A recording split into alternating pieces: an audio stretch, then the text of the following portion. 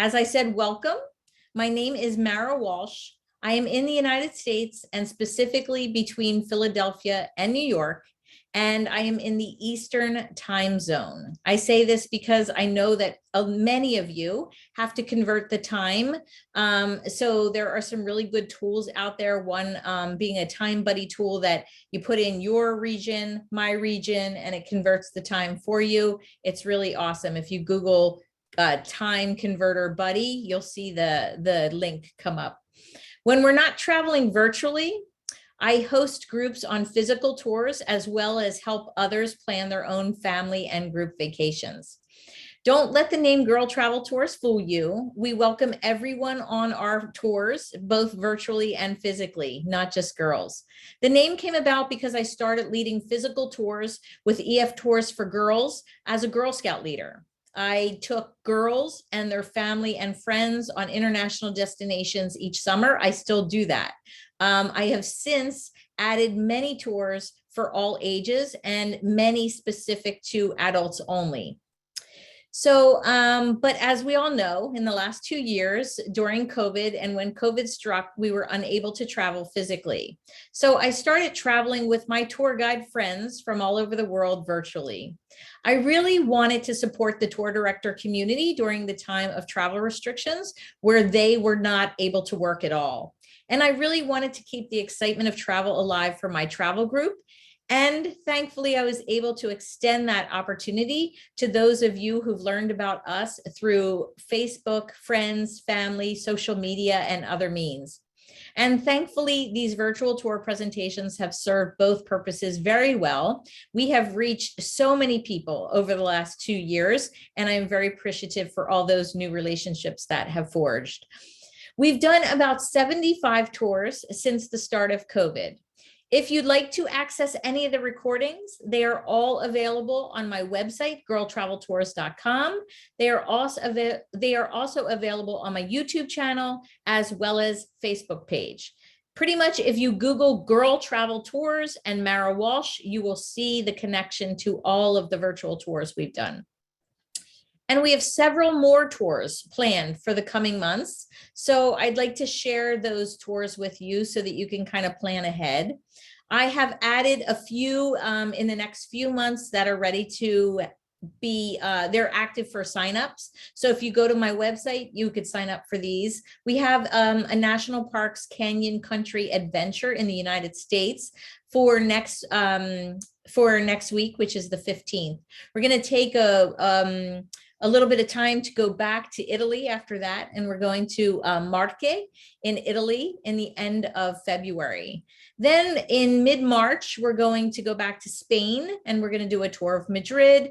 We're going to hit Slovenia for the first time, which I'm very excited about because I've never been there. And then we're going to retire over to the Cayman Islands for a tour at the end of March. I am just starting to plan my April tours, so they will be coming up soon. So you'll be able to register for those as we get them going. As long as you are all interested in viewing these virtual tour presentations, we will continue to produce them for you. I want to review a few things and a few ways for you to interact with us during this tour. Feel free to ask questions about the tour director, or my travel program using the Q&A on the Zoom toolbar. You can also chat with me directly during the presentation, and I will do my best to answer those chats as we go along, but they will not be read aloud. If you want your question to be read aloud and dealt with at the end of the tour, you need to post that in the Q&A feature on the Zoom toolbar. Of course, I will try to post back into the comments on Facebook and keep that conversation alive, but I know you all out there in Facebook land do that very well on your own. So I thank you for those conversations, both reaching out and also answering some of that. And also, one of the things I love to do as a starter for our virtual tours is share a little virtual poll with you. So I'm going to launch that poll now. And this is specific to the area of Piedmont, which is where we're going today. What is your connection with Piedmont, Italy? I have been and love it. I have a trip booked. I plan to go in the future. I have no set plans, but I'm interested in the location. and I am solely interested in experiencing this virtually. I know I have never been to Piedmont in that area. I have been to the Lake District, but certainly not this area of Italy. So I'm looking forward to it. And hopefully that would mean that then I will put it on my calendar, and it'll certainly be on my bucket list probably by the end of the hour and a half that we're spending our time together. I'm going to wait a minute or so to let people answer. It looks like we have a bunch of people coming on here. This is obviously a very specific region in Italy. If you're interested in going with our group to Italy, we have a adult only tour, small group tour in September to Italy. We'll be doing Venice, Florence, Rome, and Sorrento with an added extension to Sicily. So if that interests you and you're ready to travel physically again, please by all means email me at marawalsh@gmail.com and get some information about joining us on that Italian tour. I'm going to end the poll and share it with everybody so you can see. But essentially, we're looking at more than 50% have no set plans but are interested in the location. And I know my friend Raffaele will certainly change your opinion by the time we're done this tour, and you will have set plans. I'm actually surprised that 10% of the audience has been. I'm not surprised that you love it, but I am surprised at the number of people who have been. So that's a great number. We do have a few people who are booked to go to that region. So this will be a nice precursor for you. Okay, I'm going to stop sharing the poll. And if it does not disappear on your screen, just hit the little button at the top left, which will get rid of it for you all. So today's tour, like all of our tours that we do, our virtual tour presentations, is scheduled for 90 minutes plus a Q&A. If we're all ready, we can go into introducing our tour guide. And as you know, a tour would not be complete without a fantastic tour director. And we have back our Italian friend Raffaele, who is coming to us to share his home region of Piedmont. So I am so excited to bring him on today and have him share his region with us. So Raffaele, if you are ready, you can come on and join me and take yourself off of mute, take the controls and share your screen, and we can get going on our virtual tour. Welcome back, Raffaele. It's always nice to see you. Can everybody hear me? Hopefully so. Hello, Mara. Hi. I'm very excited to be here again for the fourth time. So this time I'm even more excited because I'm able to talk about my home region. I'm Italian and and I do live in not in Italy, but I live in Austria, in Vienna, but I was born and grew up in Italy, in this region, in Piemonte or Piedmont, we can say. And this presentation, as I said, is something very special because I'm far away from home since many years, and I try to put together a few things about this part of Italy. It was not easy. There is so much to do and to see, but I hope that you will be very interested to go for real and to discover these places after my tour. And as usually, I like to start with the basics. And here is the Italian map. You can see the region here in green in the northwest. It's actually Piemonte is the second largest region in Italy after Sicily. And it is, if we have a look here, and its capital city is Torino, the city of Torino or Turin. And this will be the end of our journey today. So we will finish our tour there. But before we start, as you can see already from the map, there are a few neighbors, we can say, also Italian regions. So we have here to the north the Aosta Valley, which is famous for its beautiful, gorgeous mountains.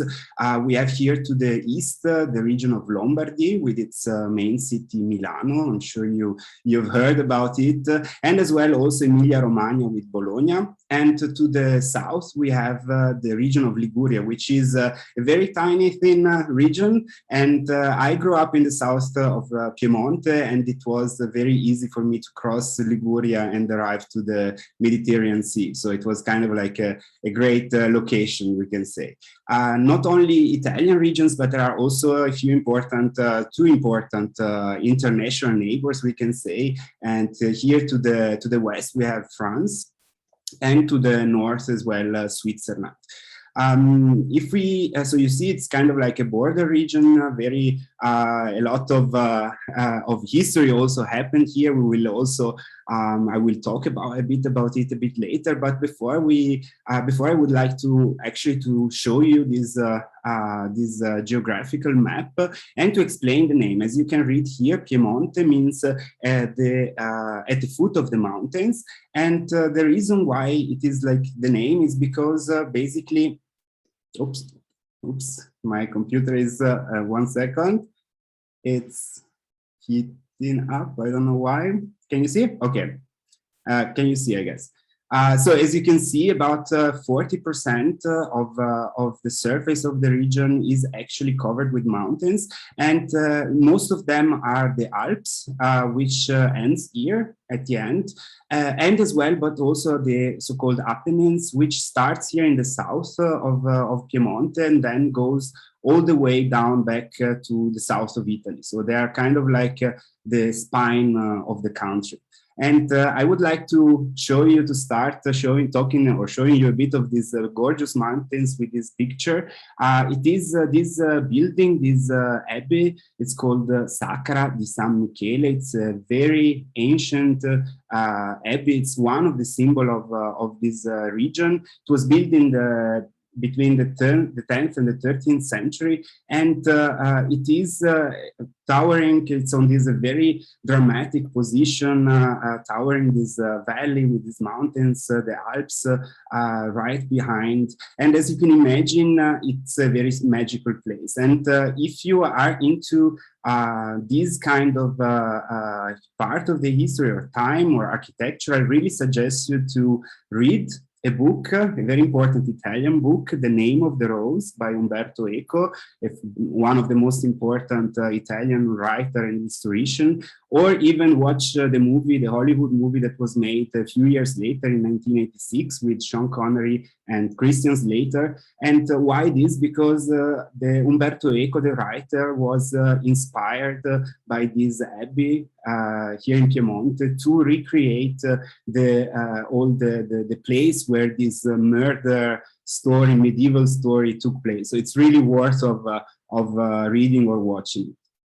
But of course, mountains, the Alps in Piemonte, they are not only these historical places, they are a great place where you can enjoy your winter holidays, as you can see here. And I kind of made a short selection of places which are somehow connected also with my time spent there. When I was living there, I had friends, or we went also to places such as Bardonecchia here, or we have Prato Nevoso, which is translated literally as a snowy meadow. You can see this gorgeous view as well.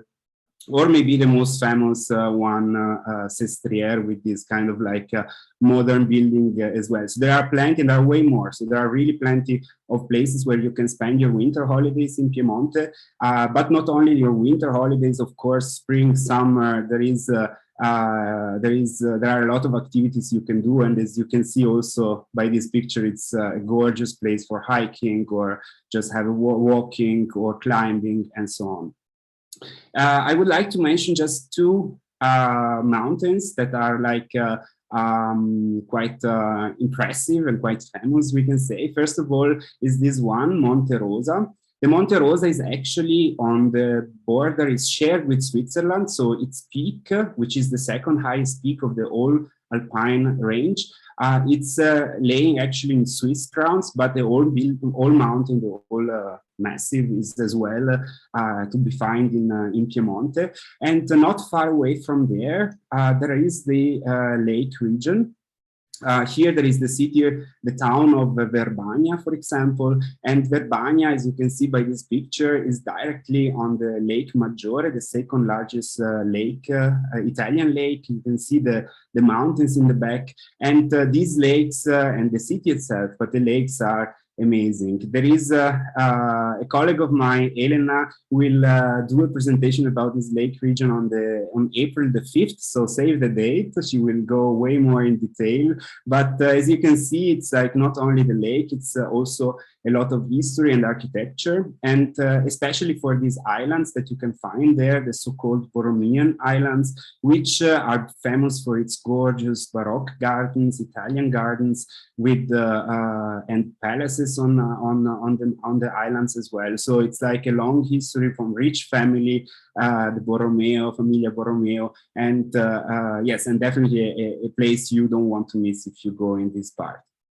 A lake also that I would like to mention right next to Lake Maggiore, basically it's a smaller lake, is the Lake Orta. Also beautiful. Also the climate here is kind of like a bit different than the typical region, because also of the water and of the position of the mountains and so on. And this Lake Orta is as well this gorgeous fisherman village on this island, on the San Giulio Island. And as you can see, it's kind of like going back in time, which I always love when I go somewhere in Europe generally, but in Italy definitely even more. And yes, it's the second mountain that I would like to mention is the Monviso. And Monviso is here in actually almost to the border, on the border to France. And the Monviso is kind of like this, the mountain that symbolized more the Piemonte, this region. You can see here, it's also kind of like a high peak, a tall peak with almost more than 3,800 meters or 12,600 feet. Very sharp triangular form, shape, and there is this legend that actually the Paramount logo was, when it was created, was inspired by this mountain. It's only a legend, but actually I like to think that it might be true. The thing is that at the beginning of the 20th century, many Italians left the country to find a better life. It was not an easy time back then. And of course, many went as well to the States. And some of them from this part of Italy started working in the cinema industry and for this new, young founded Paramount. And they kind of like, through a drawing, to a picture, actually inspired probably to this logo. Who knows? I like, as I said, to think that it might be true. What we know and what is for sure true is that this mountain, from this mountain, starts a very important river. Here is you can see the source of this river, and this is the Po River, which is the longest Italian river. As you can see from this map, is basically flowing from the west to the east, crossing all northern Italy, ending them in the Adriatic Sea. And if you see this white star, you can see the city of Torino. And Torino is also the major or most important city that where this river is flowing through, and you will see then later on. All these so-called Po Valley, so this huge surface or part of Italy, which is kind of like a plain, it has always been the most a very industrial area. There's a lot of agriculture, and for us Italian, if we say that you are from the Po region, or if you live here or whatever, we usually connect it as well with fog. I don't know, it's kind of like a running joke, we can say. Now it's not that foggy anymore, but it's quite often to be seen fog, as you can see here from this satellite picture. And sometimes the cities looks also like this. This is Milano, for example. So if you're not lucky and you're there, you might experience that. But as I mentioned, not only fog, this is just a very special event. This Po Valley is actually a very industrial, productive area.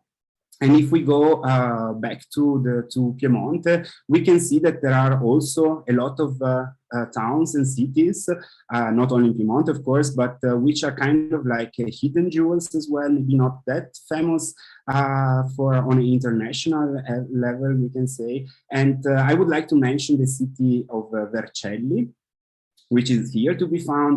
Vercelli is a very old city, founded even by the Romans, so as many Italian towns, of course, with this beautiful old historical center, as you can see by the picture. And it is a hidden gem also because of its churches. We have here, for example, the cathedral that was built between the 16th and 19th century, or even older churches such as this Basilica from Sant'Andrea. And this basilica from the beginning of the 13th century, it is supposed to be even the first Gothic architecture that is to be found in Italy, in all Italy. So it is a kind of like a Guinness record, we can say. But the interesting part of also of Vercelli is the surrounding, because all this part in Piemonte of this Po Valley is actually a huge, basically one field after the other, where is rice. Rice is produced since many centuries. As you can see by these pictures, the fields are covered with water once a year, usually in kind of a late spring. And it is a great example how the population transformed as well this landscape, and there is this very strong relationship, you know. And here also a beautiful picture with the Alps in the back. And having all this much rice, which covers about 50% of the rice consumption consumed in whole Europe, which means a lot of rice is produced here. It's definitely one of the reasons why we in Piemonte, but also in northern Italy, we love the risotto. Here is an example, a risotto made with this very strong red wine, the so-called wine Barbera. It's just one example. You can make risotto with a lot of different ingredients. I love risotto. I hate cooking it because it's very hard and a very long process to steer this pot for very much time. But at the end, the results is always amazing. So just go for it if you never tried it. And yes, not far away from Vercelli, if you are there, especially during Carnival, so kind of like the end of February, beginning of March, depending on the year, you should definitely visit the town of Ivrea. Ivrea is again a beautiful little town with this it's an old center, as you can see here, and with this beautiful castle from the 14th century, with actually only 3 towers, not 4. The 4th tower was destroyed by lightning and never rebuilt. And as I mentioned, if you are there during the carnival time, you don't want to miss the Battle of the Oranges, which is a unique experience, we can say, as you can see from these pictures. Different teams from different parts of the town fight basically with these thousands of oranges, which are actually not supposed to be eaten. So there is, in theory, not really a food waste, but they can hurt. So all this battle is really like kind of like a real battle. The people are also like covered with these protections. It's a unique experience. So if you're if you're there during this time, in normal time, of course, it's something you don't want to miss. But I mentioned, you see, mountains, I mentioned the Po Valley, so the plains, but in my opinion is the most characteristic landscape of Piemonte are actually the hills. And here you see, it's about 1/3 of the surface are covered with hills, and especially the southern part, the so-called Roero, Langhe and Monferrato, which is the part where I am from, is since 2014 even a UNESCO World Heritage Area.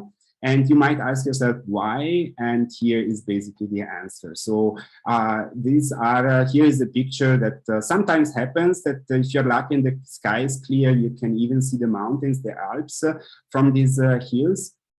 But here is how it looks like. It's basically one hill after the other in a sea of vineyards and hundreds of little villages and towns, medieval castles on the top of these hills, which of course reminds us of this very long history of these territories. A lot of very important families. Here I just put a selection selection of a few. Here is, for example, the little town of Calosso, which is very close to my hometown, with this small castle. We have a more vertical and higher castle, which is the one of called Serralunga.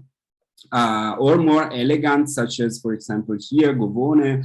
There are many. So you can really discover them. Some are open to the public, some are private, but they're open sometimes in some part of the years, depending on the events.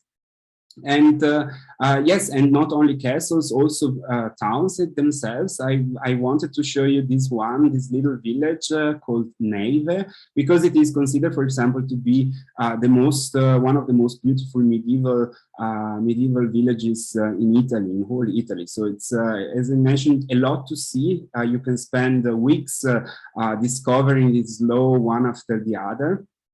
And as you can see also, as you could see through these pictures, not only history, architecture, and castles and so on, but all these hills are actually covered with this wine, with these vineyards. And wine is cultivated here since many centuries. There are different, as you can see, it's like an amazing experience all year round. I mean, of course, in autumn is maybe the most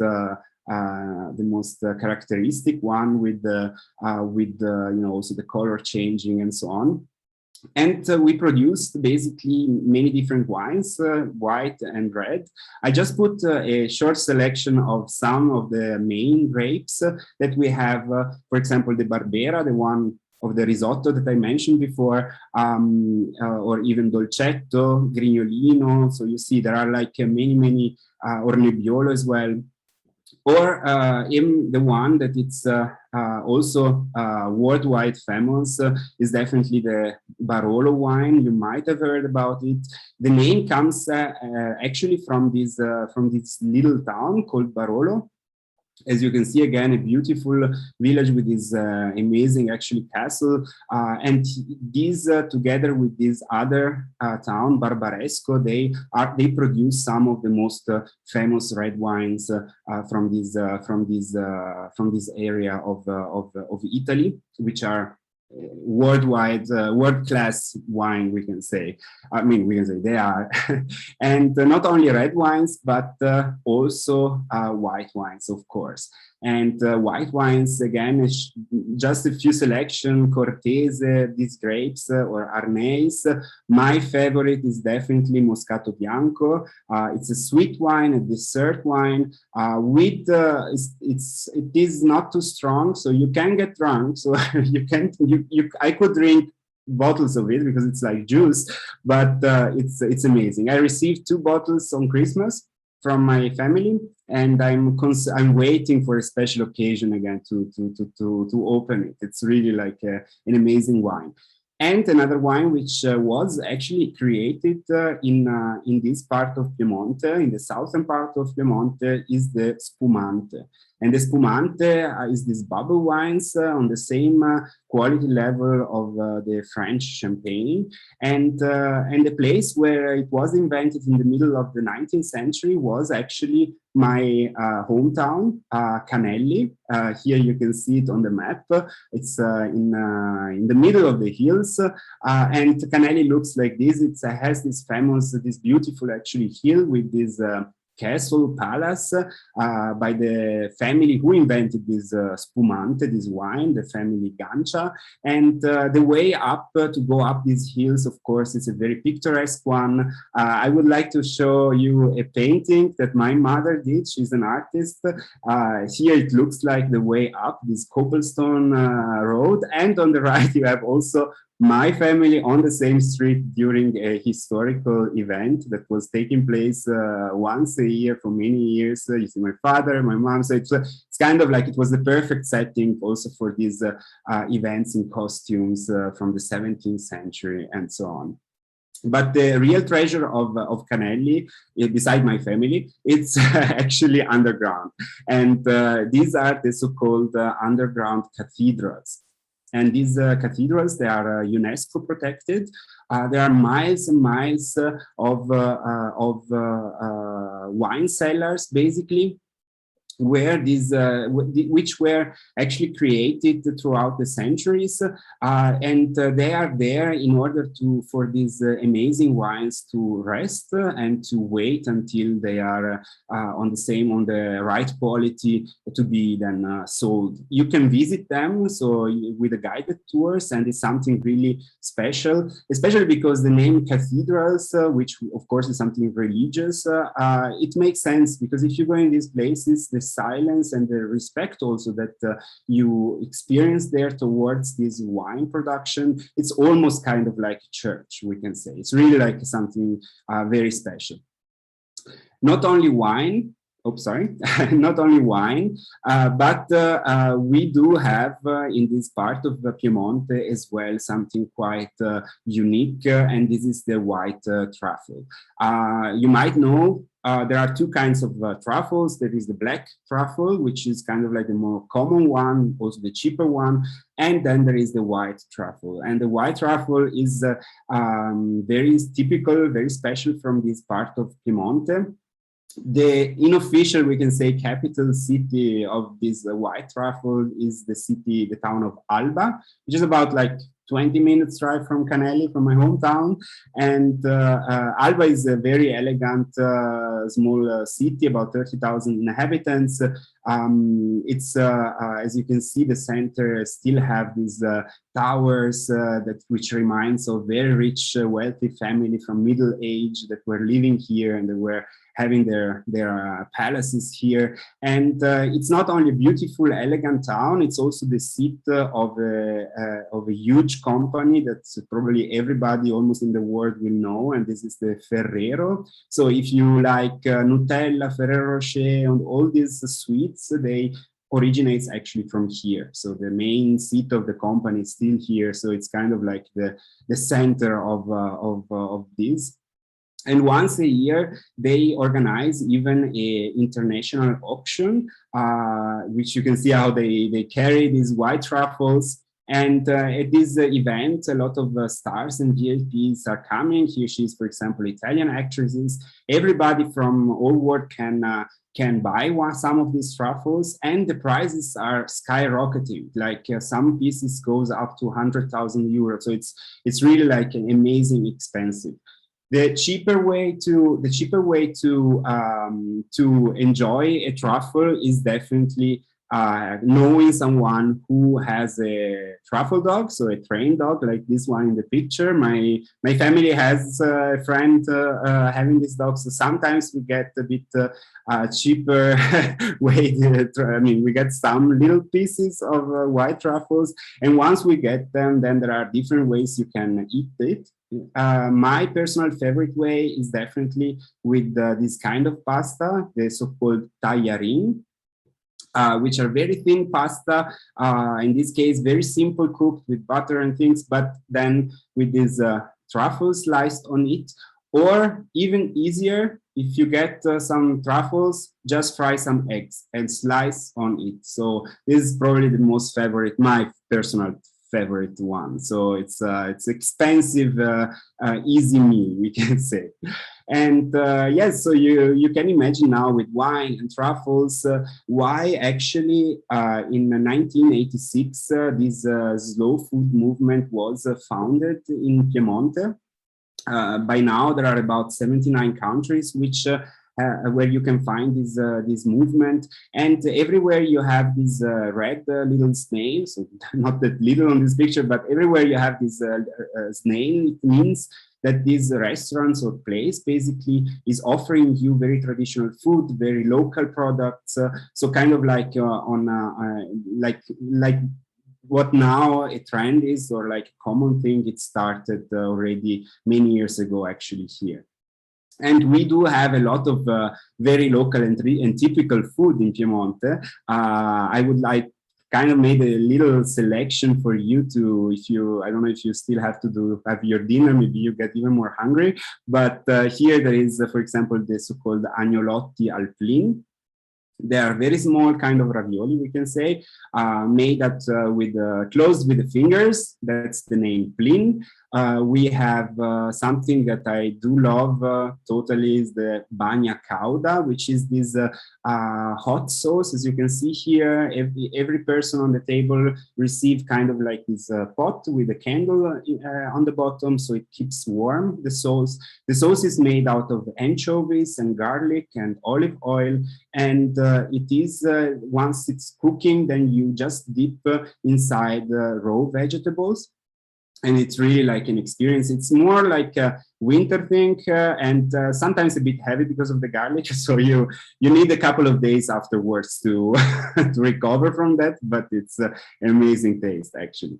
And another one that it's kind of an antipasto, so you eat it before the main course, is the vitello tonnato, which is which are these slices of veal meat covered with this kind of like mayonnaise-like sauce made out also with tuna fish and capern. So it's, as you can see here, it's a very nice, very interesting combination. And a lot of cheese, of course.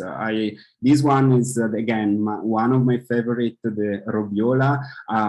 It's a goat cheese also mostly. And I received one as well in Christmas together with the wine.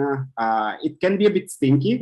My fridge was kind of like a no-go area for a few days, but the taste is amazing. It's really amazing. And another cheese that I also like a lot is this one, the Castel Manio. The Castel Manio is, for me, it's famous because you make this amazing gnocchi with Castel Manio. So I guess gnocchi many people knows it, but if you are in this area and you see them on a menu, just go for it. You will not be disappointed, we can say. Sweets are also part, of course, of our tradition food. We have on this in Piemonte, we produce a lot of hazelnut and chestnuts and so on. So this is definitely a cake you don't want to miss, as well as the so-called bunnet or bonnet, depends. It's kind of like dialect, and this pudding made out of chocolate and amaretti. And the amaretti are the round one that you see on the picture, made out of almond, basically. Or, of course, since we have so many hazelnuts, we have the cream and the so-called gianduia. You know Nutella for sure. I mentioned it already. We have many other producers. The history of gianduia, of this hazelnut cream, goes back to the time even of Napoleon. So we are talking about the beginning of the 19th century. So it's a very long tradition, and you can find it as well as small chocolate, and they are called gianduiotto. And with this gianduiotto and gianduia, I would like to arrive finally to the city of Torino. I don't know. Okay, here we are. Why? Because in Torino, Torino is the city where these gianduiotti are mostly produced and comes from, were invented as well there. So it's kind of like one of their typical sweet. And here is the view over our capital city. We have, it's a gorgeous city, kind of quite big. It's about 850,000 inhabitants plus all the surroundings. So we are going up to over 1 million inhabitants. And it is directly close to the Alps, to the mountains, as you can see in this picture. And that was definitely also the reason why in 2006, Torino was the hosting city for the Winter Olympics. Here you have also the opening ceremony back then in 2006. So you might have seen already Torino also back then if you watched the games, or this area at least. Torino is actually famous not only for winter sports, but as well for soccer, which is the most beloved sport in Italy, and not only. And Torino has even two different teams. We have two very historical teams, both placed in the first league and the Serie A. We have to the left, we have the team Torino, as the city itself, founded in 1906. And we have, of course, as well, the Juventus, which is one of the. I've read. I'm not a totally expert with soccer, but I read that it has the largest fandom. Is the soccer team with the largest fandom in the world. So they won basically everything. So it's really like one of the strongest teams that we have. And they have as well their own new stadium built about 10 years ago. And of course, if you are in Torino and you are a soccer fan, you don't want to miss the stadium as a highlight of your visit, because not only it's because it belongs to Juventus, but also because it's one very technological stadium, ecological, also built in a very specific ecological way. So it's quite a unique place. And yes, you see, so sports is definitely part of the soul of the city, but Torino has always been, especially of course in the 20th century, a very creative and productive city. A lot of products, companies, industries were settled down here. I would like to mention at least two world famous products that you might not know that were created or have the seat here. On the left, we have the Martini. So if you are into cocktails, now you know that it's from here. And as well, if you're into coffee and you know Lavazza was also founded in Torino. But definitely the company that shaped the city the most throughout the 20th century, and not only the city, but Italy and the way we enjoyed cars was the Fiat. The Fiat means literally Italian Automobiles Factory Turin. And it was founded in 1899. They created basically, especially already between the two wars, but especially then after the Second World War, they created iconic models and they made car accessible to most of the people in Italy, because also price-wise and quality-wise. And two of my favorite models I would like to show. Definitely the Fiat Topolino, which is this translated like little mouse, as you can see also from the front of the car with these lights and so on. And my all-time favorite is the Fiat 500, which is this iconic car, a masterpiece of design. You can still find it now. It's not cheap to have the original one by now. What you can get is, of course, also a newer version of it, like this one that they created a few years ago. And the Fiat, of course, changed as well the shape, as I said, of the city with a lot of industrial buildings, new districts, and so on. But the story of Torino is not only focused on the 20th century, and now I will show you then a bit more back in time. But first, again, a view of over the city. We can see here the river, the Po River, the one that I mentioned at the beginning, is flowing through basically through the city center. It's a great place if you like to have a walk, do jogging. If you also, as you see in the picture, like if you are into canoeing, it's quite beloved sport to do in Torino. There are a few associations clubs where you can join.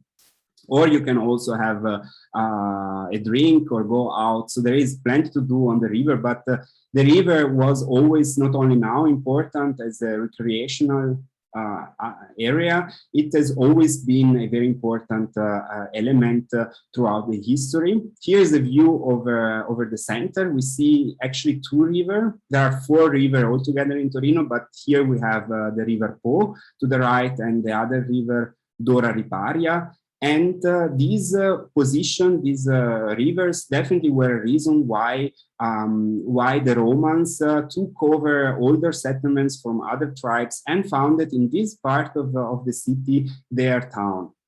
And this is a depiction of it. It was founded in the first century before Christ. And as you can see here is Julia Augusta Taurinorum was the name of the city. A typical Roman city with these perpendicular streets, amphitheater, and so on, the city walls. And interesting is that you might not expect if you go to Torino, but you can see quite a lot of these Roman towns still. Here is, for example, the Palatine Gate, it is very interesting because actually it's the largest Roman city gate that still exists in the world. So it's really like you can have a proper idea how a gate to enter a Roman city looked like. You can see it live there if you come to visit Torino. And as well, next week we have parts of the city walls as well still standing, and even a part of the Roman theater. So it's kind of like all this is open to the public, is this archaeological part, but it's a way to discover the very beginning, we can say, of the city. The city itself was then, after the Roman disappeared, basically, was under different kind of different powers, but the city history is mostly connected to this house of Savoy, a very important and very old, if not the oldest noble house in Europe. It was established in the year 1003, so more than 1000 years ago, by this man, Humbert I, the so-called white-handed. And it is interesting because for the first centuries, the capital of these territories and basically the interest of this house was not in Italy, but was in France. So right on the other side of the mountains, in the town of Chambéry, we can still find their own castle built around the 13th, 14th century. And what happened then? About a few hundred years later, to be precise, in the year 1563, so in the middle of the 16th century, Emmanuel Philibert Ironhead, so one of the members of this house, decided to move the capital from Chambéry to Torino. One reason was probably or definitely to be a bit more far away from France, from the French. It was not always an easy relationship, we can say, with this very powerful country or empire. And here you can see him also on a statue that is in the center of the city now. And of course, this changed a lot because Torino was at once the seat of a very important power that was gaining more and more power over time. Another moment that was very crucial and fundamental for the Savoy, for the house, and for Torino itself was then at the beginning of the 18th century. There was this war of the Spanish succession, which means that many European powers were fighting for almost 13, 14 years in order to gain the Spanish crown, which was kind of like vacant. So it was they needed someone taking over. And Torino, in this context, was then was under this siege for many months by the French. And why it was an important event? Because the city survived, so they kind of like resisted and they didn't fall. And at the end of this Spanish war, basically the Savoy gained new territories, and this was then created. So from dukes that they were before, they became kings from this new kingdom of Piemonte and Sardinia, as you can see here on the map. So Torino, of course, became the capital city of a kingdom, which was again an upgrade, as you can imagine. Another effect of this victory during this siege is something that you can see if you go to the city, and this church on this mountain, this hill in town. And why? Because the Duke of Savoy, he made a promise that if the city would resist and defeat, during this siege, the French, then he would build this church as a honor, as a present to the Holy Virgin Mary. And he did it. And this church is considered to be one beautiful example of Baroque architecture. And it became also the church where we can find the royal crypt, one of the royal crypt. They had a few more, but definitely most important of many members of this house.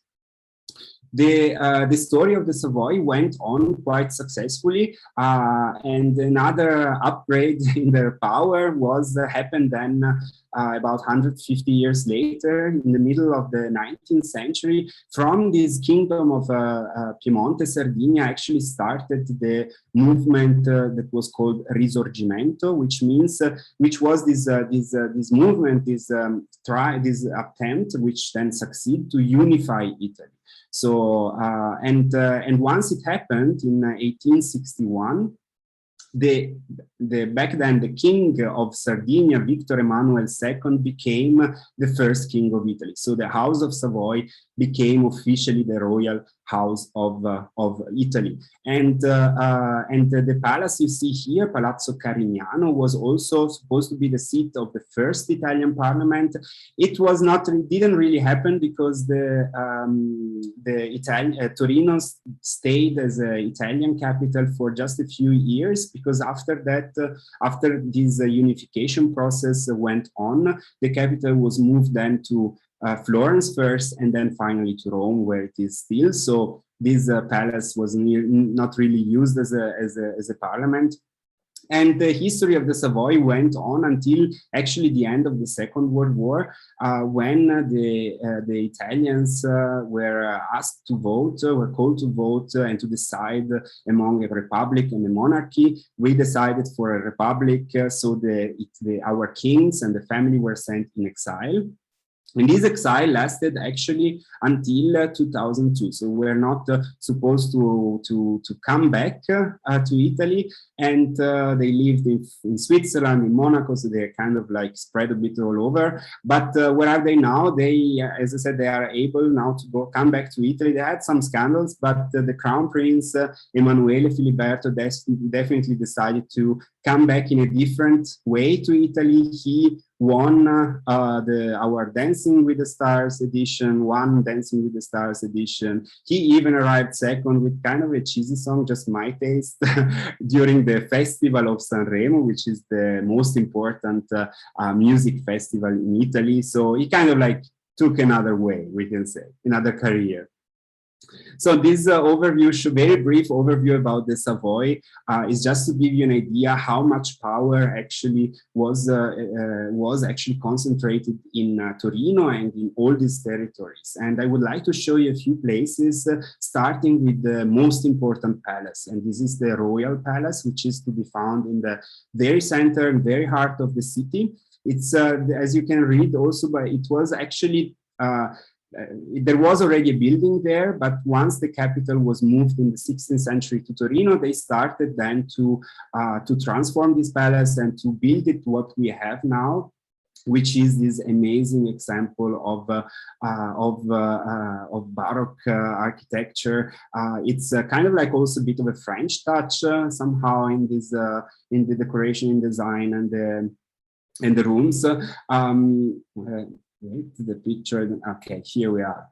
As you can see, here is, for example, the ballroom, and this place was, as you have heard right now, it was first the main seat of the dukes, and then, of course, of the king. So you can, here is also the throne still to see. And of course, in all these places, these palaces are housing now different museums. So if you are in Torino, don't miss to go inside to visit them, because it's really like a great way to get an introduction about this very important part of the Italian history. And of course, a proper palace, a proper royal palace needs as well a proper garden. And this is what you find on the back of this palace. These are the royal gardens, which are a park open to the public. It's kind of like very interesting because it's a very peaceful place, although you are in the very center of this big city. And as you can see also by this picture, is very much beloved park.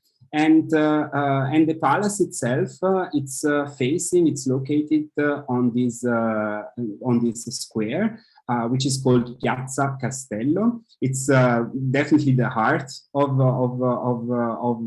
Torino, and the name Castello, which means castle, doesn't come from the royal palace, but actually comes from this other building which is on the square, and it is the Palazzo Madame. As you can see by the picture, it's kind of like an interesting mix of different architectures. This palace kind of like put together 2,000 years of history of the city. And this why? Because a part of this palace is actually one of the old Roman gates, which was then transformed throughout the 14th, 15th century into a typical medieval palace, castle, sorry, as you can again see on the picture. And then in the 18th century was kind of like added this beautiful Baroque facade in the front. And the name of this palace, Madama, comes actually from these two women, or the Madame Royale. And why? Because both these women lived in the 17th, beginning of the 18th century. They both came from France and married into the House of Savoy. And they lived as well, they lived actually and died, both of them, in this palace, in this Palazzo Madama. And that's why the name. And especially the second one, Marie Jean Baptiste, she was the one who commissioned this beautiful Baroque part of the buildings, which has some of the most beautiful stairs that you can find, I guess, in Italy, if not in Europe. It's an amazing example how architecture can really change spaces. And inside now you find the Museum of the City of Torino. So again, if you are if you are there, definitely you don't want to miss it. And before we leave from this square, I would like you again to add something, because to give you an idea where we are, here to the right, we have the Royal Palace and the Royal Gardens here to the left. Down here, we have the Roman Theatre, the one that we saw once a few moments ago. So it's all kind of like next to each other. And here we have as well the Cathedral of Torino. And this cathedral, which is right next to the palace, it's quite an old one, end of the 15th century, one of the few examples of Romanic architecture, as you can see also from this more simple style. And why is it important? It's not only important because it's the cathedral. It is also important because at the end of the 17th century, this chapel was added, the chapel of the Holy Shroud. And as the name says, here is a view inside. Again, a great example of Baroque architecture. Torino is generally a Baroque city, so you will hear the word Baroque, I guess, a few times more. So be ready. And why did they build this chapel? Actually, to preserve it, to put inside something quite unique and special. And this is the so-called Shroud of Turin, or Holy Shroud, which is this huge piece of linen, of a textile, where we have this negative image of a man. They think, I mean, who believes, of course, thinks that this could be Jesus Christ after he was crucified. He was put inside this fabric. And this, the history of this shroud goes back actually in time. At around the 14th century, kind of like arrived in the hand of the Savoy. And what happened once they moved the capital to Torino? One of the first things they did was also to move this shroud from France to Torino, also to give more importance, of course, to their new capital city. This is definitely one motive. We have seen two palaces for now, but as a proper, since the Savoy had a lot of power and they needed also a lot of representative buildings. I would like to mention a few. All these palaces are under the UNESCO project or program, so they are all protected. And in the city, right next to the river, back then in the 17th century was outside the city, but now it's, of course, it's part of it. It's the city grew. There is this castle of Valentino, a beautiful example again of this architecture, and I personally have a very strong connection with this place because it is also the seat of one of the seat or the main seat of the Faculty of Architecture. So I studied there, and I graduated also inside this space, these rooms. As you can see, it's an amazing place where you can get your degree. I have to be honest. Pity that it was a few years ago and there were no smartphones back then. Otherwise, I would have a lot of pictures of this event. And it shows also, I mean, these pictures shows how powerful this house is, how the House of Savoy, I mean, the Savoy, how rich and how much actually money they invested into creating these places. Another place that, another villa actually, that palace that I would like to mention is the so-called Villa della Regina, so the Queen's Villa. Dates back to the 17th century, more or less, here on the hill. So you see, you have this amazing view over the city. And this villa was kind of like, we can say, a holiday house. In a way, it was built as a retreat, kind of like a very beautiful holiday house, as you can see. It was under restoration for many years, and it is again now open as a museum, so you can visit it like a normal museum. And yes, and interesting, I mean, here is also the park with these Italian gardens, beautiful project as well. And they do produce as well, they do produce as well wine. So this makes actually Torino one of the few cities worldwide where they produce their own wine. It's just a few bottles a year, not that many, but it is. I never tried it, so I just read that it should be a very, very good wine. So, and of course, it's the Queen's wine. How could it not be a good wine? Also outside the city, and the surrounding, the Savoy, of course, had their own palaces.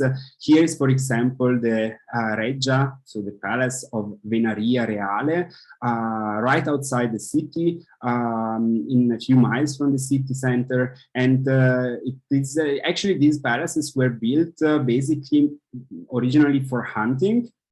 The hunting was a main hobby for most of the royal houses in Europe, and here you see these beautiful gardens that were also restored just a few years ago. So it was kind of like a long process to bring everything back. And here is a more close-up picture, and you see two different styles, or at least colors. We have the white part of the building, and we have this kind of like brick part. And this is because the white part is the older ones, and when the Savoy were the house, I mean, the dukes were still dukes, and once they became kings, of course, they kind of like needed a larger palace. So they added all these highly Baroque part. And inside we have both, I mean, you can see both example of a bit earlier Baroque, or earlier architecture, like this hall of Diana. Diana was the goddess of hunting, as you can, so it's very fitting to the function as well of this palace. But as well also higher Baroque parts, such as the Great Gallery, which is this amazing gallery that it's kind of like, we can say this palace became a bit the Versailles of Torino, definitely. It has this very elegant, very royal, I got these very royal parts as well. Here's also the church in the palace, the stables, and so on. Not far away from here, it's again another hunting lodge, the Stupinigi. So they needed, of course, more or different ones. The symbol of this lodge is this deer on the rooftop, and here is how it looks like. It was basically really like a place where they went for a few days or things to stay and just, of course, having guests. That's why they needed also these elegant room and furniture. And here you can see this is where the guests and everyone were entering the central hall, which is an amazing space. I mean, you have to be there, and you have to go there if you happens to be in this in Torino and to experience on your own. It's really like a majestic experience, a majestic space. And all this elegance, of course, was not only for their private use of the kings or dukes or wherever, but you can find it a bit everywhere in the city, especially in the squares. Definitely Torino has a lot of beautiful squares. I would like to show you, for example, Piazza San Carlo, which is this also very close to the royal palace in the center of the city, surrounded by these arcades, these covered path, and with these two twin churches. And the statue in the middle is the one that the Mr. Ironhead, the one who brought the capital to Torino, is here to be found. And under these arcades, there are actually a few very historical coffee houses. Torino is definitely a famous as well for its coffee houses. Here is the Caffè San Carlo, founded at the beginning of the 19th century. Very elegant coffee house. And in these coffee houses, it was not back then, you didn't just go there to have a coffee or whatever. They were places where very important people, noblemen, philosophers, writers, artists were meeting, taking decisions. So they are all places with a lot of very, very strong history, and very important sometimes history. Another coffee that is on the same square is Caffè Torino, and I would like to want to show you this bull on the floor, because this is the symbol of the city. So if you happens to go and walk around there, you don't want to miss to step on his private part and just turn around, and this should bring you luck, and you should also come back to the city. And if you are in one of these historical coffee houses, you don't want to miss this kind of coffee, the bicerin, which was invented at least 250 years ago. And it is a quite unique coffee, because it's a mix between coffee, so espresso, chocolate, and cream or milk. So it's this beautiful combination of these three ingredients. Even even Hemingway said, put this in the list of his 100 things that he would kind of like save from the world. So he was in love with this bicerin. Pablo Picasso loved it. So a lot of very important people also fell in love with this coffee. So it's a very, very, very special one. And as I mentioned as well, there are like everywhere in the city these arcades. There are like basically all the center, in the whole center, you can have a walk, have a stroll without getting wet if it's raining. And that was the reason why they built that, because all the noblemen and noblewomen wanted, of course, to be able to go around and not ruin their beautiful clothes or beautiful hair or so on. So that's why kind of like the city took this, has this characteristic. And this one that I just showed is the street actually that connects from the Royal Palace, which is there, to this other square right next to the river. And this is square Piazza Vittorio Emanuele. And interesting is, again, a very elegant square. And on the other side of the river, we have a quite interesting church, the church Gran Madre di Dio. And this church was built at the beginning of the 19th century. Why? Because Napoleon kind of like conquered half of Europe, or changed everything. He was everywhere, we can say. And of course, Torino was part of became part of all his project, big project. So the House of the Savoy had to leave the city, so they went in exile back then. So, and when Napoleon was defeated then, the Savoy were able to come back, and this church was built kind of like a way to say thank you, in a way that the Savoy, the ruling house, was back. And if you go inside, and if you have been to Rome in the Pantheon, you might recognize some similarities. So this dome with this opening in the center. But for me, when I was living in Torino, I lived there 2 years, but when I was there, it was kind of like more, for me, interesting the magical aspect of this church. Why? Because you have here in the front 2 statues. The one on the right represents religion, while this one, the one on the left, represents faith. And if we have a better look, we can see this woman holding this book and holding also this cup. And many people think, or there are many theories and legends, that this cup represents actually the Holy Grail, this mythological object that should give you eternal life.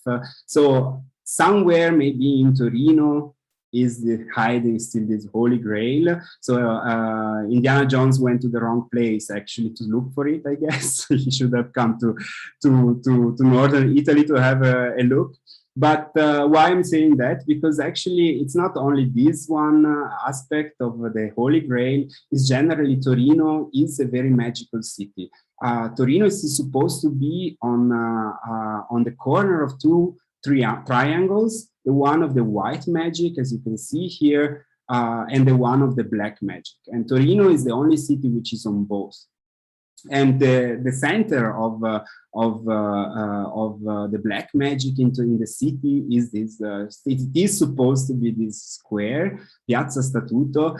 This square was actually created on a spot that is it lays on the western part of the city, so where the sun goes down, and it is the place where a lot of executions took place throughout the thousands of years of history of the city. So it's kind of like a very symbolic also place. And especially this monument here in this fountain, the so-called Fregius fountain, kind of like became a symbol of this dark magic.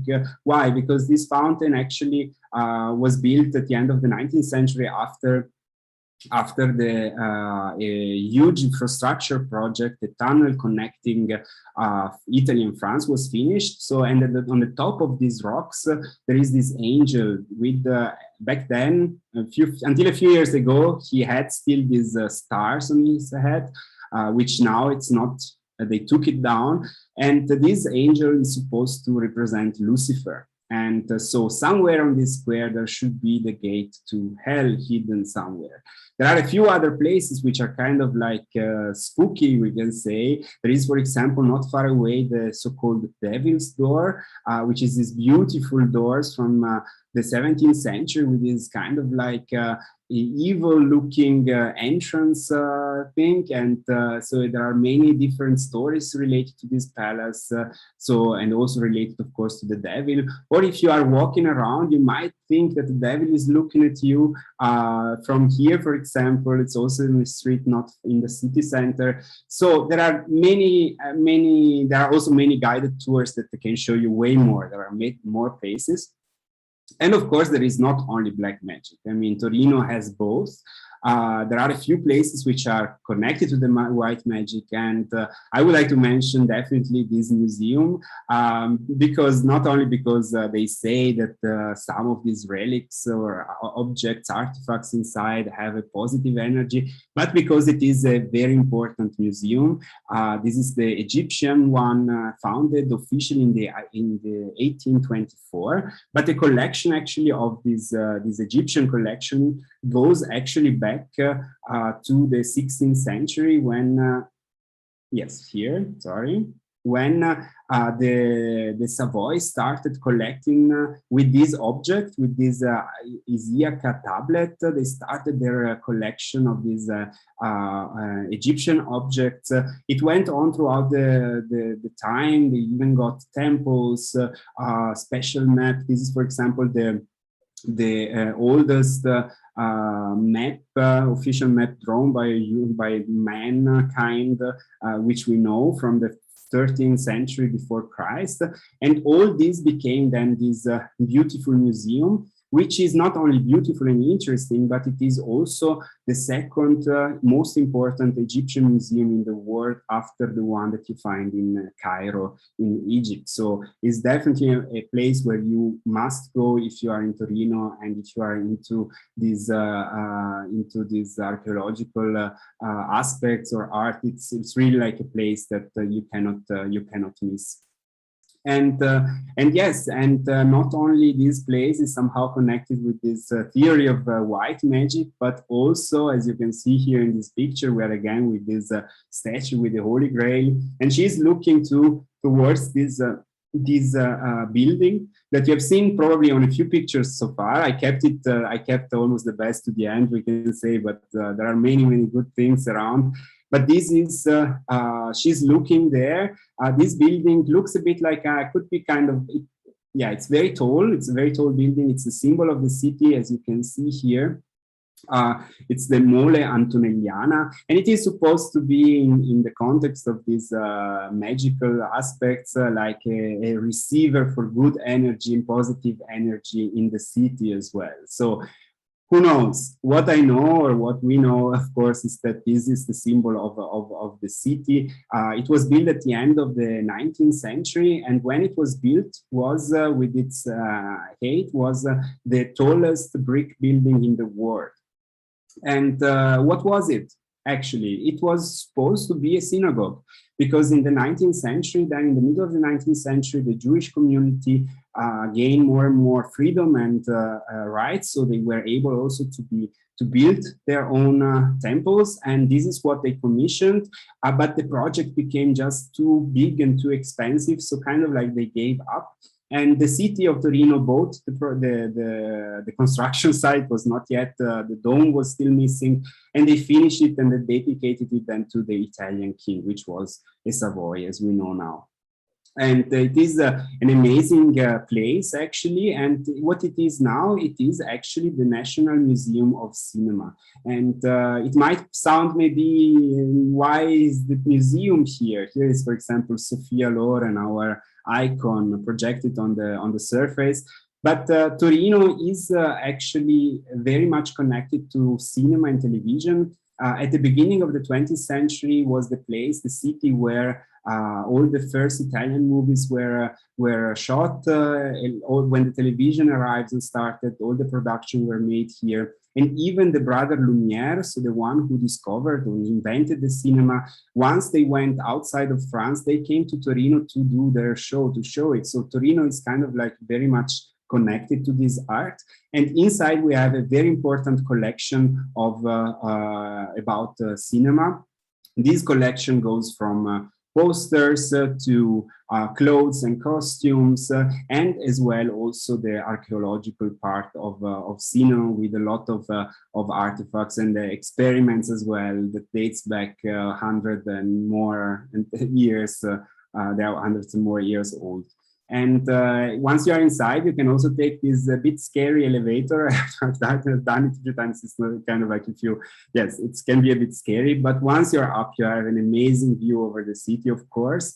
And with this city, with this view, I would like also to finish somehow, because there is so much to discover and so much more to see in Torino, that it's definitely worth of coming. And I would like even to mention what a quote by Mark Twain. He spent a writer, he spent quite a lot of time here in Torino, and he wrote this, as you can see: Turin is a beautiful city. Its space goes beyond anything that has ever been imagined before. And as I said, there is a lot more to discover in this city. And if I might suggest you something, please don't miss the next Eurovision Song Contest edition.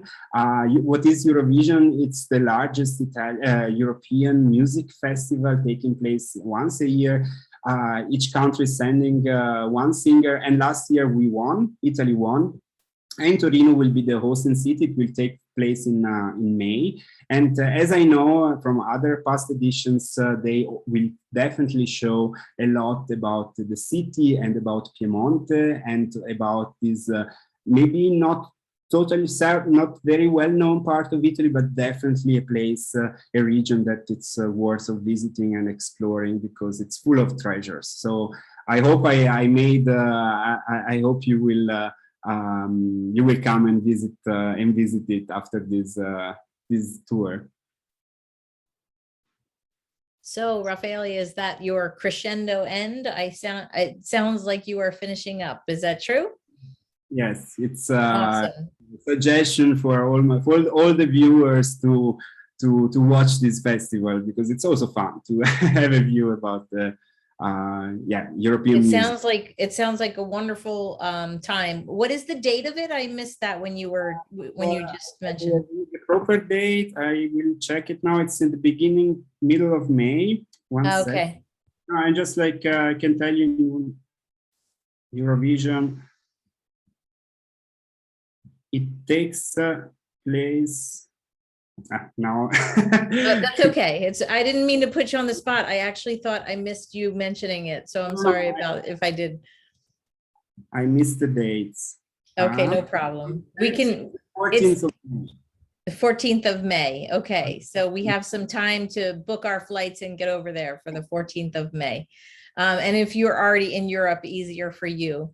Raffaele, awesome, amazing. I think that as people travel more and more in their lives, they gain an appreciation for places that aren't so well known and that are those hidden gems. And I think that Piedmont, where you come from, is one of those hidden gems. So thank you for sharing it with us today.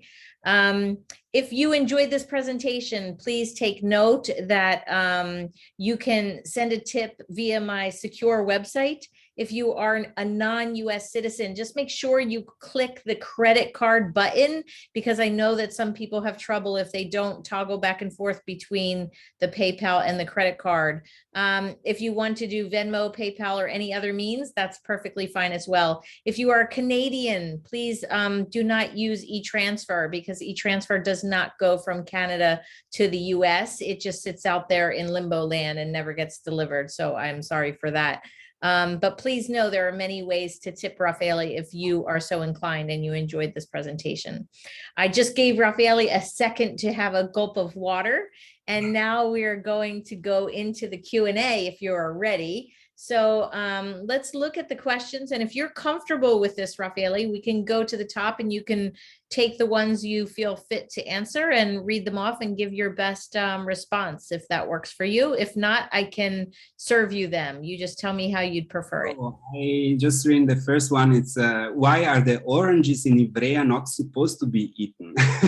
This is a good question. I found the answer somehow by myself in a way. I was just, because I know there are different kind of citrus fruits that looks like oranges or kind of the same family, but you don't eat them. So I guess they just take these kind of ones. It's just like, I'm not totally 100%, but this is the reason I'm thinking it could be. Thank you for this compliment of my slides are wonderful. Thank you.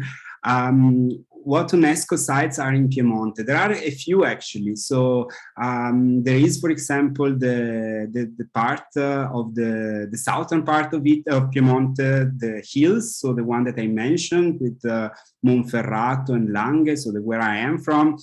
There is as well in Torino, there are the Savoy residents in Torino and around Torino, and as well also the hills surrounding Torino. so the Po, kind of like where the Po is flowing through. There is also in Ivrea, actually, Ivrea is also a UNESCO site. Interestingly, not for the old town or for the castle or so, but for as Ivrea as an industrial city from the 20th century, because it was the seat of a very important company called Olivetti, which they basically revolutionized the computer and calculator industry worldwide. So that's why there are a few places there. A little confused. How would I get here? Yes, Torino has international airport, and you can definitely fly also directly to Torino. How I fly, for example, I live in Vienna, and it's kind of like there are no direct flight to Torino. I usually fly, when I fly, to Milano. And Milano is about 2 hours drive from Torino. So you can easily go there. And if you want to discover the Piemonte, the region itself, so not only the city of Torino, definitely having a car or renting a car is the best way. Also because, I mean, there are trains and everything, but the best way is to just discover one hill after the other, we can say, or the mountain. So just renting a car is for sure a great, or even bicycle. If you are into biking and you don't have a problem going up and down, you can definitely go for it. Nice. In 2026, Milano and Cortina d'Ampezzo will be hosting the Winter Olympics. Thank you. What time of the year are white truffles available? I would say kind of like end of summer, beginning of autumns. I like this part. So because they are kind of like, they need a lot of humidity, but not too much. So it's kind of, but this part. Wish there were a way for some recipes. Yes. Next presentation, I don't know, I will ask Mara, we'll do a cooking class, a live cooking class. No, I mean, just you can definitely just Google it. You will find in every house in English some recipes. The question sometimes is how you get the ingredients, of course, but this is another story. Can a vegan tourist find anything to eat? I guess so, for sure. By now, yes. But yes, I'm sure it can be difficult sometimes. Yes, especially where we have a lot of meat and stuff like that. But I'm sure you can find something. I have friends, vegan friends, and they are happy and live there. So, what is the local ravioli filled with? It depends. There are different versions. The most famous are the one with the 3 different kind of roasted meat, like the lamb, rabbit, and I think beef. They're the mix, but there are like different traditions. So.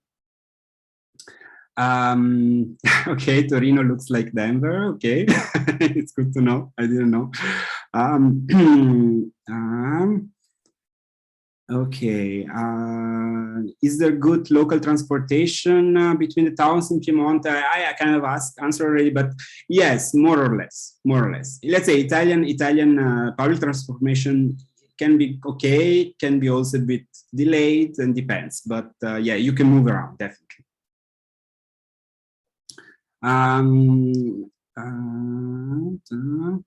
So what about the Shroud of Turin? Yes, yeah, as I mentioned, it is kind of like a relics which is not totally recognized in a way by the church, but the Catholic Church is somehow, there are, you know, back then there are maybe, I have read somewhere how many different holy shrouds are spread around the world, like, you know, so like the pieces of the cross. So it's kind of like you cannot really say if it is, of course, if it's a real or if it's true. They dated it back, and it dates back, if I'm not wrong, to around the 12th century, like doing the analysis and so on.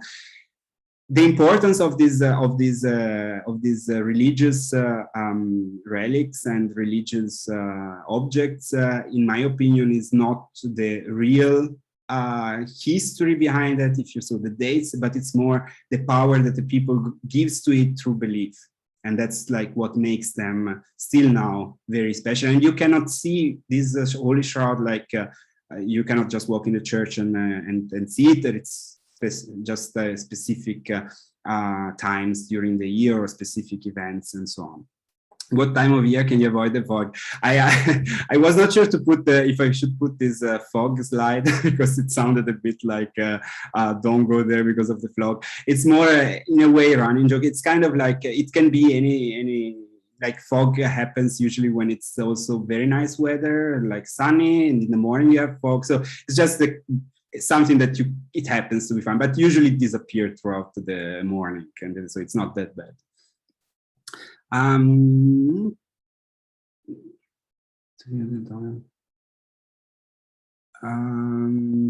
understand exactly the question.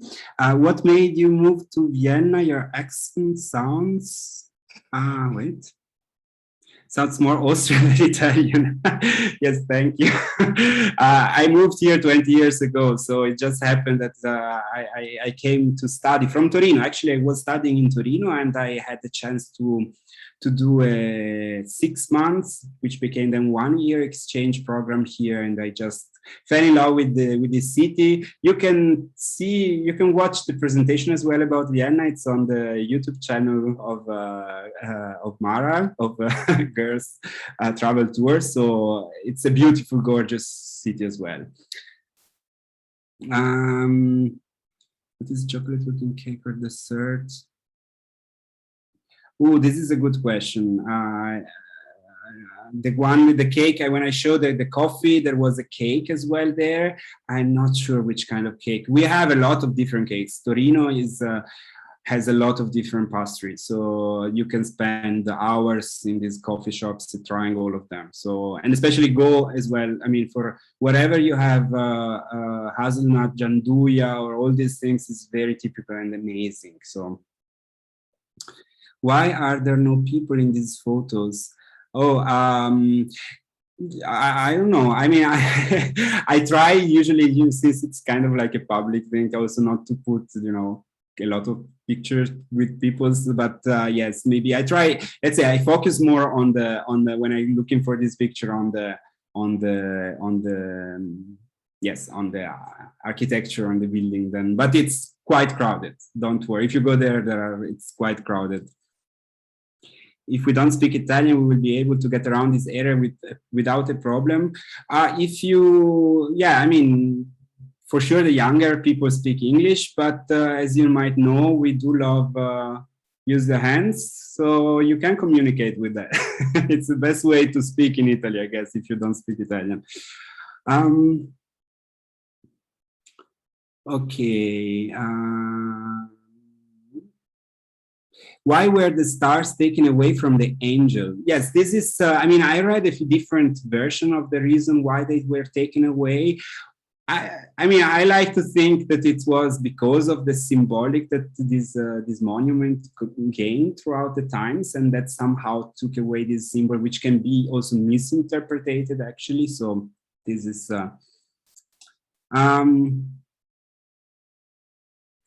Okay, what did you like most about the city of Turin? I mean, I have to be honest, I love Turin. I love, whenever I have the chance, I can go there, I go, because it is a very different, very unique Italian city, and it's something completely different, and it's very royal. You can really experience this royalty of this city, this elegance, and there are so many squares and streets and places that you just get lost in what you can do. And the good thing is that, or the bad thing, of course, for the city itself, but the good thing is that it's not so touristic in a way, so it's kind of very, very real, which in other cities maybe it's not the case anymore, depending when you go. Okay. I wait. There we go. I got lost. Curious about the climate throughout the year and throughout the region. I mean, it's the climate in Piemonte is, of course, it depends. You've seen there are mountains, hills, plains. It's a bit of everything. But if you stay, let's say, without the mountains, which of course can be quite cold and so on, it's a, I would say, an average climate. It can freeze, it can snow sometimes, not that often anymore. It can be very hot as well in summer. It's you can still somehow enjoy the different seasons, this we can say, but it's changing a bit like everywhere. So depending when you are, pack in a proper way. So Italy had many kingdoms and languages before the unification. Okay, the question is about the language in Piemonte. It was Italian. I mean, the Savoy, also the dialect that the Piemontese dialect, the one that I understand, but I'm so sorry, I've never learned properly to speak. It is interesting because it's kind of like a mix. You have a lot of French influence as well. So it's, you know, it's a border region. So if you think about the dialect of the old language, the typical languages has definitely other influences than Italian. Grappa, yes. How can you talk about Piemonte and not discuss grappa? I'm so sorry. I had to make some decision, but grappa is definitely something to mention. Thank you for saying that.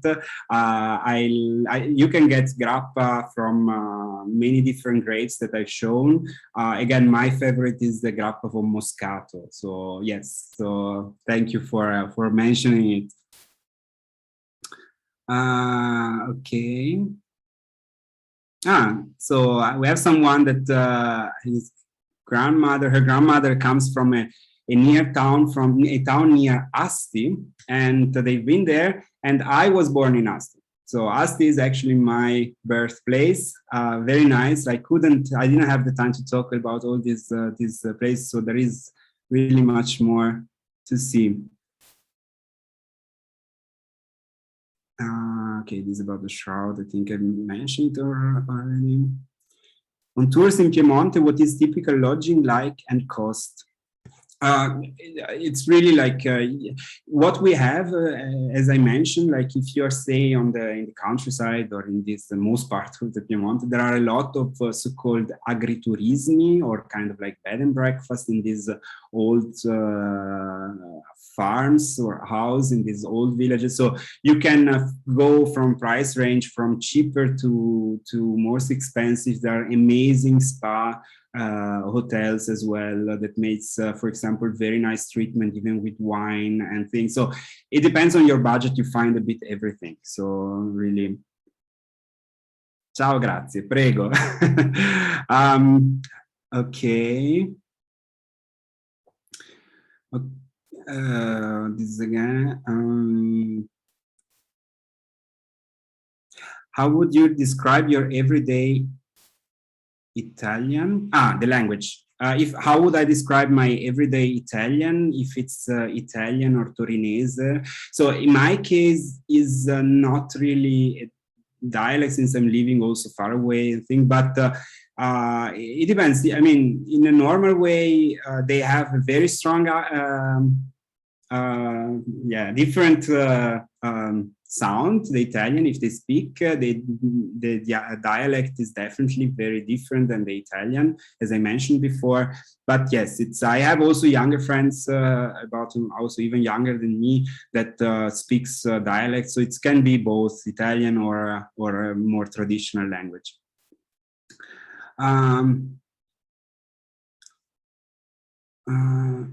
Okay. Okay, this is enjoy the tour very much.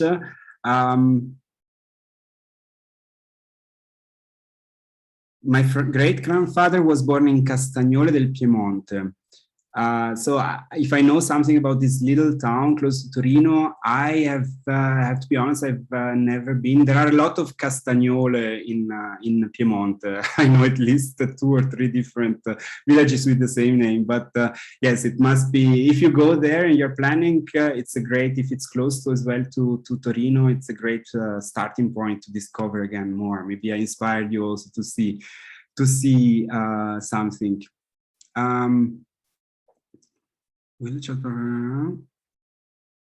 Can I book a tour with me?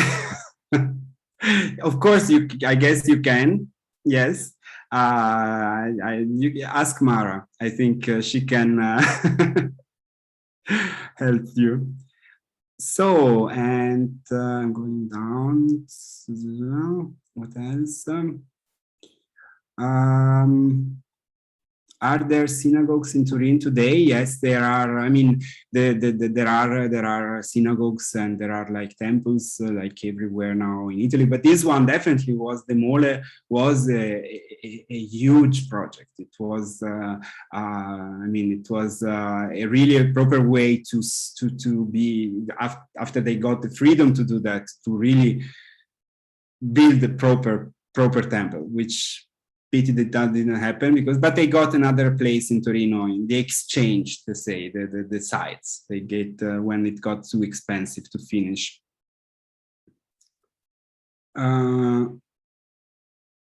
Is there anything that always in Italian would you know to do or not to do within Italy?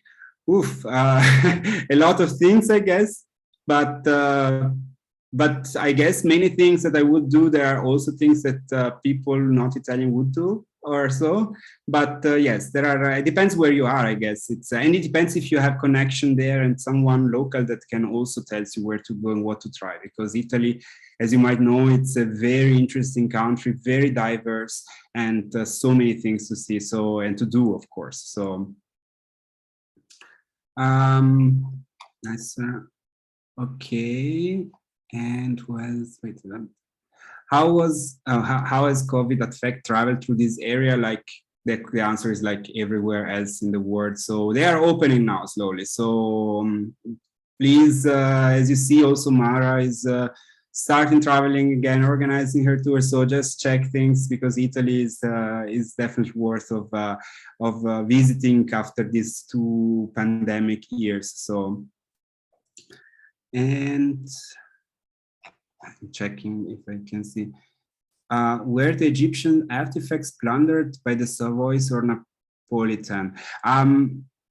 I mean, yeah, throughout the centuries, kind of like the Egyptian sites were kind of plundered by everywhere. What I know is, for example, that the Savoy, or I mean, they kind of like, especially in the 19th century, they supported also some excavations. And for example, I showed a temple very shortly inside the museum, and this was kind of like a present from the Egyptian state to Torino for the work that they did on some sites in Egypt. Now they don't give anything anymore, of course, away. But yes, I mean, sure, they kind of like got in maybe not totally nice ways some artifacts, but yeah, they were not the only one, I would say. There is a question about the town of Bergamo, which is a beautiful town. My father played there as a soccer player as well, but it's yes, I mean, I think it would be too much to switch to the region. But if you have never been there, it's definitely worth of going, especially the upper part of Bergamo. Amazing. It's a beautiful town. And the dominant stone building material? I think the question is about if the stone is the dominant material. I mean, it depends on which period of time you refer to the building, but yes, there are definitely stone buildings. I don't know if they look darker than the marble you see in Tuscany, as you are asking, but yes, it can also be that some parts were not cleaned. Because it's as you know, Torino is also was the seat and is the seat somehow still of a Fiat cars, so pollution can also affect buildings. So maybe that's why. But yes, I don't know if it's usually looking darker or lighter. And yes, I think you've been through them. What do you think? I think we are through. The last one, I think, this one. Thank you for the talk. Yes, you're welcome. And art museums, yes, there are. There are nice collections, photography collections, as well as contemporary art. As well, for example, if you, the one that I mentioned, the Palace of Benaria Reale, the one outside the city, they have very nice exhibitions of contemporary art as well, with installations and great events. So there is a lot of art galleries as well. So you will not be disappointed. I don't think that you could be disappointed going to that region of Italy. So I think that that is a great place to end it with a great quote. Raffaele, thank you again. If you love this tour, virtual tour presentation from Raffaele, he has other ones, Vienna, Salzburg. What was the third? Switzerland. Switzerland, of course, with my Adelboden. And now Piedmont. So go back, watch the recordings, and enjoy more of Raffaele.